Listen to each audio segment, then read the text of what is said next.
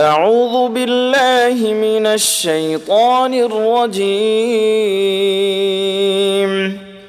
بسم الله الرحمن الرحيم. الرحمن علم القرآن خلق الإنسان علمه البيان. الشمس والقمر بحسبان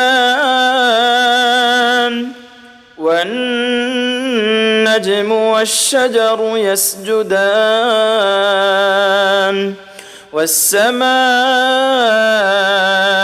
رفعها ووضع الميزان ألا تطغوا في الميزان وأقيموا الوزن بالقسط ولا تخسروا الميزان والأرض وضعها للأنام فيها فاكهة والنخل ذات الأكمام والحب ذو العصف والريحان فبأي آلاء ربكما تكذبان خلق الإنسان من صلصال كالفخار وخلق الجان من مارج من نار فبأي آلاء ربكما تكذبان رب المشرقين ورب المغربين فبأي آلاء ربكما تكذبان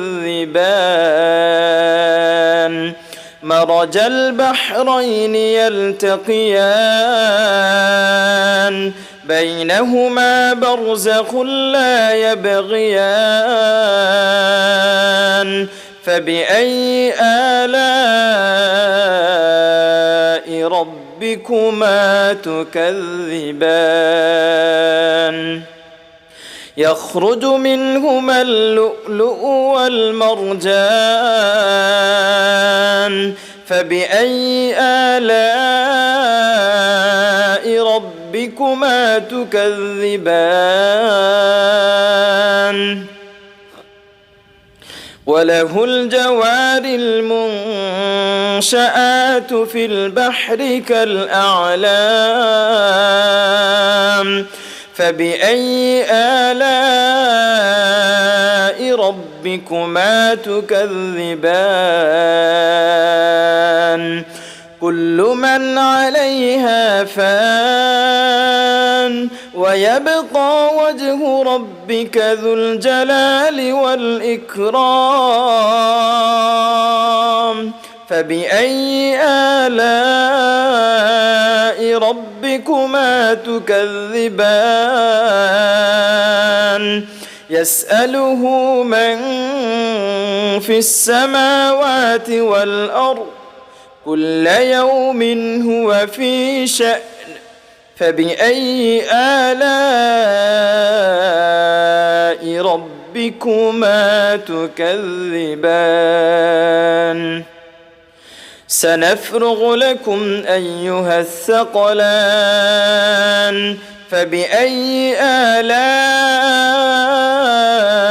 ربكما تكذبان يا معشر الجن والإنس إن استطعتم أن تنفذوا من أقطار السماوات والأرض فانفذوا لا تنفذون إلا بسلطان فبأي آلاء ربكما تكذبان يرسل عليكما شواظ من نار ونحاس فلا تنتصران فبأي آلاء ربكما تكذبان فإذا انشقت السماء فكانت وردة كالدهان فبأي آلاء ربكما تكذبان فيومئذ لا يسأل عن ذنبه إنس ولا جان فبأي آلاء ربكما تكذبان يعرف المجرمون بسيماهم فيؤخذ بالنواصي والأقدام فبأي آلاء ربكما تكذبان هذه جهنم التي يكذب بها المجرمون يطوفون بينها وبين حميم آن فبأي آلاء ربكما تكذبان ولمن خاف مقام ربه جنتان فبأي آلاء ربكما تكذبان ذواتا أفنان فبأي آلاء ربكما تكذبان فيهما عينان تجريان فبأي آلاء ربكما تكذبان فيهما من كل فاكهة زوجان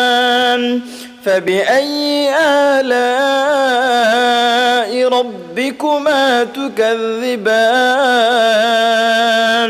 متكئين على فرش بطائنها من استبرق وجنى الجنتين دان فبأي آلاء ربكما تكذبان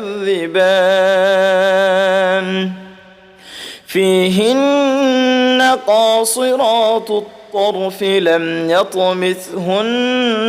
إنس قبلهم ولا جان فبأي آلاء ربكما تكذبان كأنهن الياقوت والمرجان فبأي آلاء ربكما تكذبان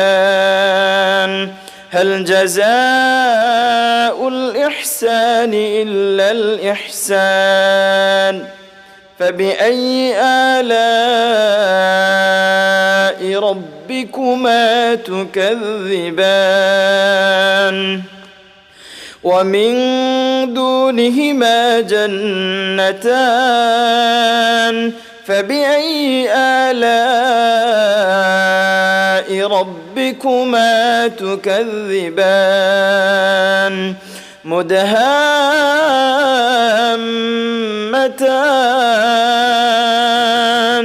فبأي آلاء ربكما تكذبان فيهما عينان نضاختان فبأي آلاء ربكما تكذبان فيهما فاكهة ونخل ورمان فيهما فاكهة ونخل ورمان فبأي آلاء ربكما تكذبان فيهن خيرات حسان فبأي آلاء ربكما تكذبان حور مقصورات